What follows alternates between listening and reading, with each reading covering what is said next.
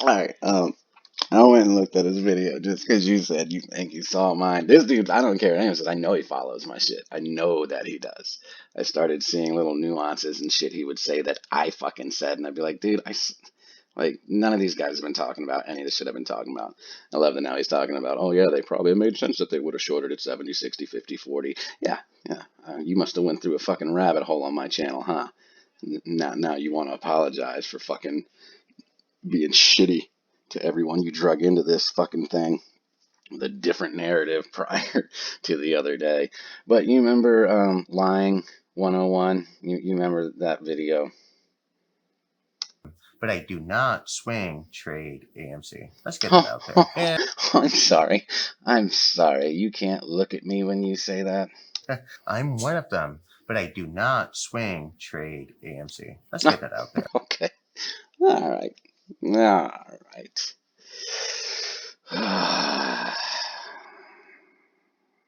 I'm not going to watch the rest of it because I don't need to. Again, I already know what these cats are about. And I'm not playing that shit. Fuck that. This dude just sucked so many people into this thing. 500K, blah, blah, blah. Oh, you're an ape, even if it's one share. All you got to do is buy and hold. It's simple. Buy and hold. That's all you got to do. I know this motherfucker swing trades it. All of them do. Every single one of them does. They all did. They all do. And I said that in the very beginning about this guy. He is an investor. He swing trades. He day trades. That's what he does. He was doing this before AMC. He's obviously got some wealth attached to him. He was like giving out cars or raffling or some shit in some of his earlier videos. Um, that's how you make money in the fucking stock market, is by day trading and swing trading. You don't make it by buying and holding for 10 years in stocks and shit. You have to day trade and swing trade. And all of them day trade AMC. All of them. He's probably the worst offender. Most likely. And I'm sorry, like you ain't lying to me, dude. You already got a track record of doing it. We can go back and look at the videos from fucking May and shit, and what you're saying now.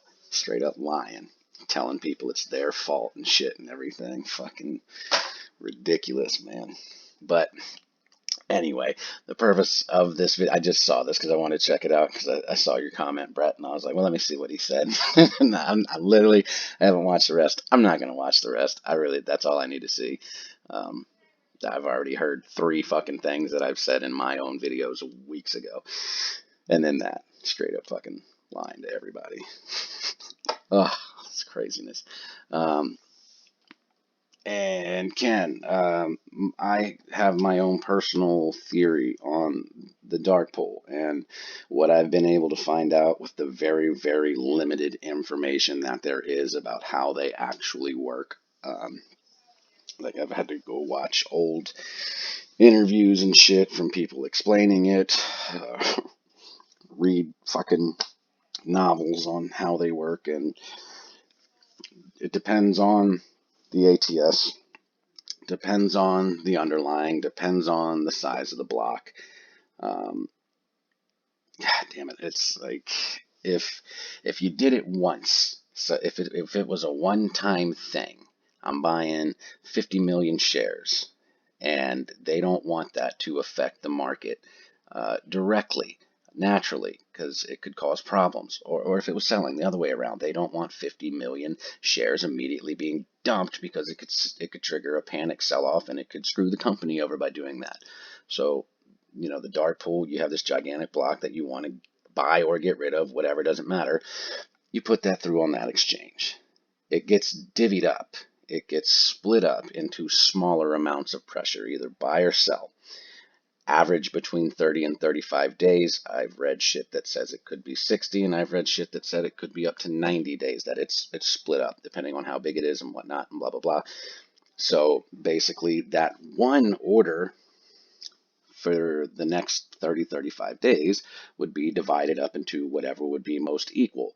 So essentially you would have, like, I don't know, say 10 million shares throughout the week sprinkled in there. And it would probably be on 1 or 2 days. It would probably just be, like 5 million this day, 5 million this day. The next week, 5 million this day, 5 million this day.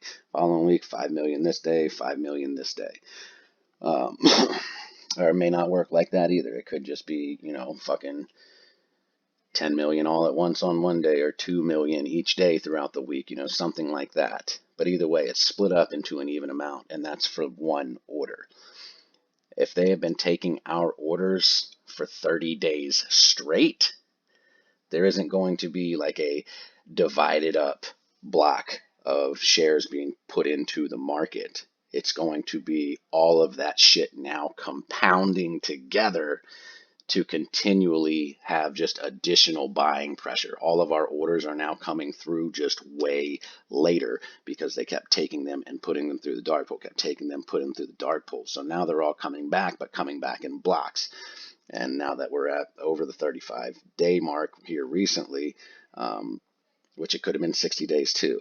Either way, we're starting to see all this crazy movement coming back, a lot less shorting. They know, like if they put our orders through on the dark pool, they know how it was divvied up, how it's going to be dispersed, how much fucking shorting pressure would need to combat it if they can even afford that. Um, that's all it is. It's just basically we had a bunch of orders that were being delayed and chopped up, and delayed and chopped up. And if you keep continually doing that, you're going to end up at that 30, 35 day or 60 day, whenever they really started it. It's going to be compounded. It's going to be back to back days of orders just coming through, coming through, coming through, coming through, coming through now, because you continually did it. You didn't use it for what it was for. The one big order that was going to be just sprinkled in over those 30 days, you kept fucking pushing them out with a bunch of orders, if this is making sense to you. Um, and it's kind of catching up with itself now because they kept fucking doing it. There's no guarantee to this because, again, there's no information to verify exactly how they do this.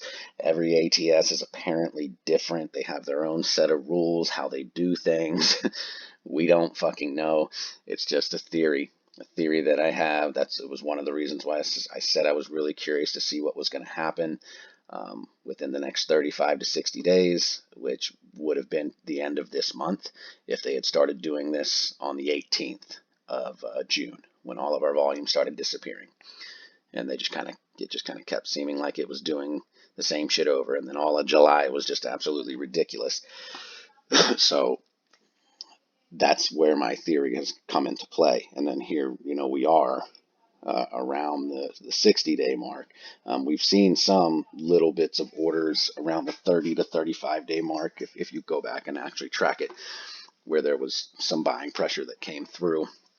But I'm sure if they had the option to do it anywhere between 30 and 60 days. I don't know if that means that they can pick, let's do it 40 days or let's do it 43 days. I have no fucking idea. I just know that if you continually do that day after day after day after day, all of that split up buying pressure is going to end up catching up. And it's just going to be days of buying pressure now from delayed orders that are just going to be coming in like every fucking day. Just a theory. Again, that's all it is. Just a theory. I have no way to really substantiate that claim. All I'm doing is looking at it. It's just lining up. That's all it's doing. It's a hypothesis I made, and it's lining up to look like that may be a lot of what's going on, especially since it's first thing in the morning, because I'm sure that's when it would get put onto the lit exchange, right at the bell. It would already be set up through some computer system to right at the bell, throw it in. But we'll see. Like I said, there's no guarantee. Also don't know how big the orders were they were doing, so we don't know how much buying pressure would be compounding. But when we got to those points where like every fucking day in July, every single day, which we're not even at that point yet, the 35 day, well, I mean, technically we'd be at like the 30, 35, but 60-day mark, we're definitely not there.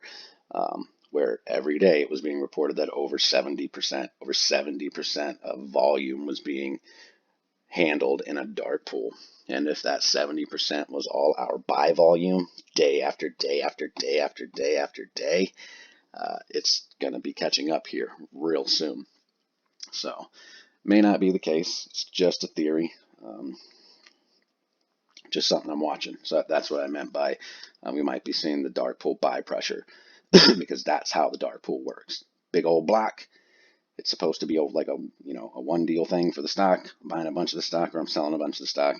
I don't want to super duper raise the price really fast in one day, and I don't want to drop the price really fast in one day and fuck up the company or the market. So we take that big block and we disperse it like onto the lit exchange over a set period of time, whatever they decide, I guess.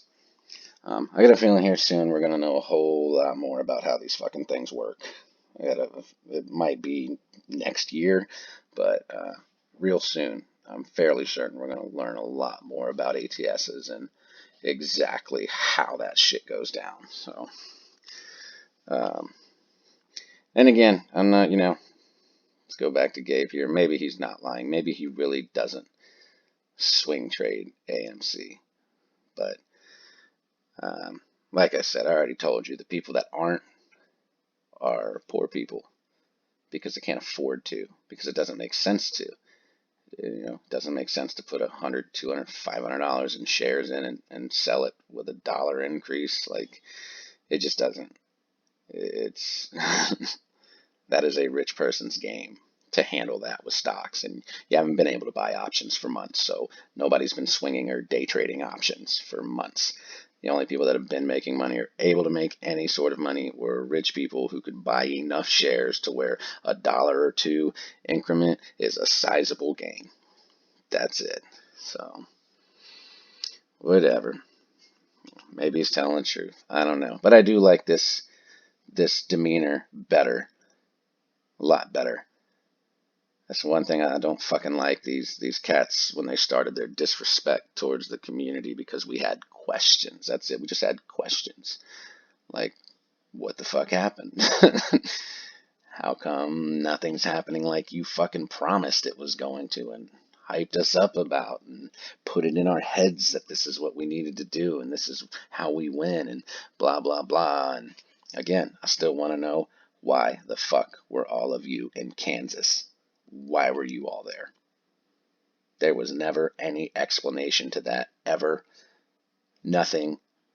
Nothing. Like, hey, we're here visiting fucking STV's grandma. She lives in Kansas. That's where we're at. Like, nothing. So you're going to leave that to speculation. And now I know I'm not the only one that had that question. Um, so, fucking some people still want answers. So you're not going to get to talk how you fucking want to this community. Now, while I got a channel, you're not going to get to. So, step up. These motherfuckers got some humble pie coming their way, I'm sure. And they owe people apologies. They do. Trey does too. All of them do. All of them owe some fucking apologies to the community.